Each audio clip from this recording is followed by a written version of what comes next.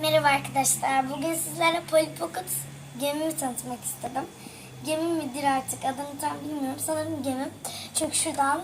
Şimdi arkadaşlar öncelikle sizden üst kattan başlayalım. Şimdi buradan bir alabilirsiniz. Şimdi burada bir tane bar yani Polly Pocket'ımız oturuyor. Böyle yüksek. Burada güneş görmesin diye var. Oturak kemerini bağlayamadım. Biraz sanırım birazcık daha büyük olması gerekiyormuş da küçük verilmiş sanırım bize. Burada bir tane kayacak bir tane Polly Pocket'ımız var.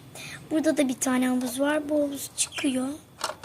Burada da kaykayımızı koyduk. Buraya köpeğimi koydum. Şimdi arkadaşlar alta geçebilir miyiz? Altta burada yemek masası var. 3 tane masası. Burada meyve suyu yapabilen aleti var. Burada bunlara ne deniyordu anne? Lamba deniliyor diye biliyorum. Sanırım içinde mum var. Mumlu lamba. Buradan çıkıyoruz. Ve Ken Polly Pocket'ımızı görüyoruz. Sallanan hamaktaş. Çantalar biraz fazla olduğu için biz de buraya sıkıştırmak istedik çantamızı. Alta geçelim. Süslenme yerimiz. Burada gardırobu var. Allah bir şey olmaz. Şöyle alttan alırız. Sıkıntımız yok. Evet orada gardırobumuz var. Kolyeleri falan, tarakları, kıyafetleri. Şunlar gördüğünüz gibi onlar güneş kremleri.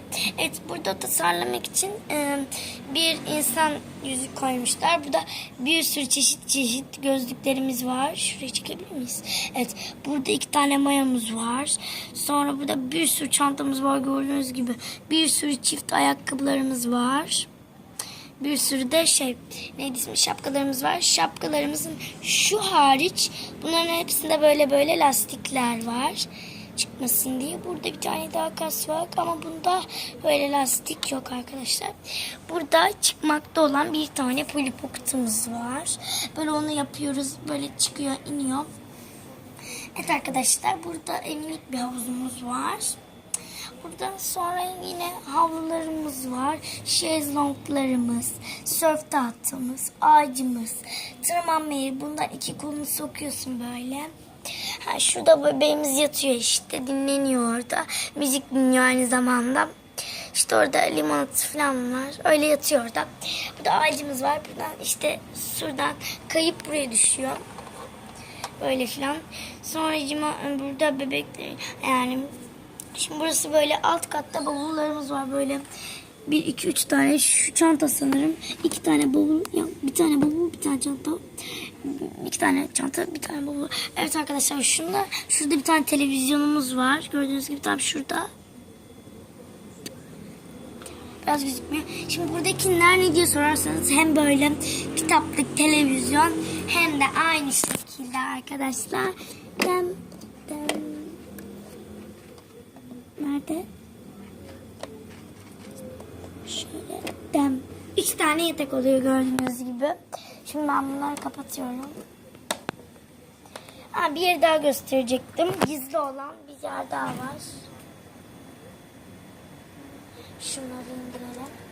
İsterseniz bunları indirip bunu kaldırıp bunu böyle yapıp buraya masamızı koyabiliyoruz. Öyle koy.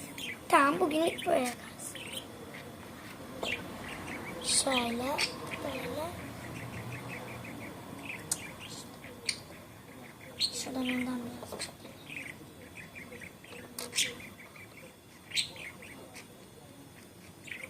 Bunu da buraya koyalım. Evet arkadaşlar gördüğünüz gibi botumuz. Yani bot veya tekne gibi bir şey. Evet arkadaşlar Gemi. Gemi. Arkasını ben göstereyim mi? Arkasını pek karanlık. Orayı pek göremem. Şöyle siz gördüğünüz gibi arkası öyle şekil. Kapanınca gemi oluyor değil mi? Evet kapanınca çok güzel bir tane gemi olur. Minik gözüküyor ama bayağı büyük için. Evet arkadaşlar bugünlük Polly Pocket gemimizin tanıtımı bu kadar.